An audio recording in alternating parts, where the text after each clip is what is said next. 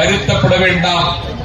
தள்ளித்தான் வைக்க முடியுமே தவிர ஜனநாயகரை தவிர்க்க முடியாது என்பதை நாங்கள் நிரூபித்து காட்டுகிறோம். நான் 10 லட்சம் பேருக்கு லேப்டாப் கொடுத்துட்டேன். அப்ப 4 வருஷம் ஏன் கொடுக்கல? 10 லட்சம் லேப்டாப் கொடுத்த முதலமைச்சருக்கு சொல்லுகிறேன், 4 வருடமாக நீங்கள் கொடுக்கவில்லை. 10 லட்சம் லேப்டாப் வாங்கி கொடுத்துட்டீர்கள், 40 லட்சம் பேருக்கு கொடுக்கவில்லை.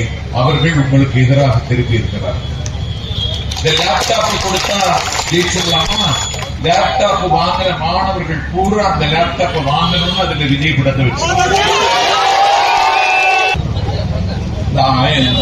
உரிமை தொகை 1000 ரூபாயை விஜய் முதலமைச்சர் தரமாட்டாரு முரளிகள் அப்படி எல்லாம் கிடையாது. ஒரு அரசு நடைமுறைப்படுத்துகிற திட்டம் நல்ல திட்டமாக இருந்தால் அடுத்து வருகிற அரசு அதை மாற்றுவதற்கு வழி இல்லை. நான் இந்த 41 பேர் இறந்த உடனே தலைவர் கரூர்ல இருந்து போய் திருச்சி போய் விமானத்தில் போயிட்டாருன்னு சொன்னீங்களே, போனதுதான் அவருடைய புத்திசாலித்தனம். அவர் தீர்க்க தரிசனமான தலைவன்.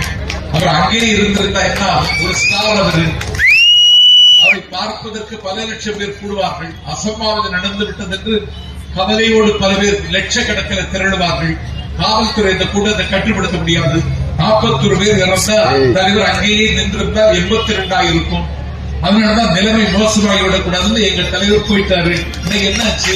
அந்த 41 குடும்பத்தை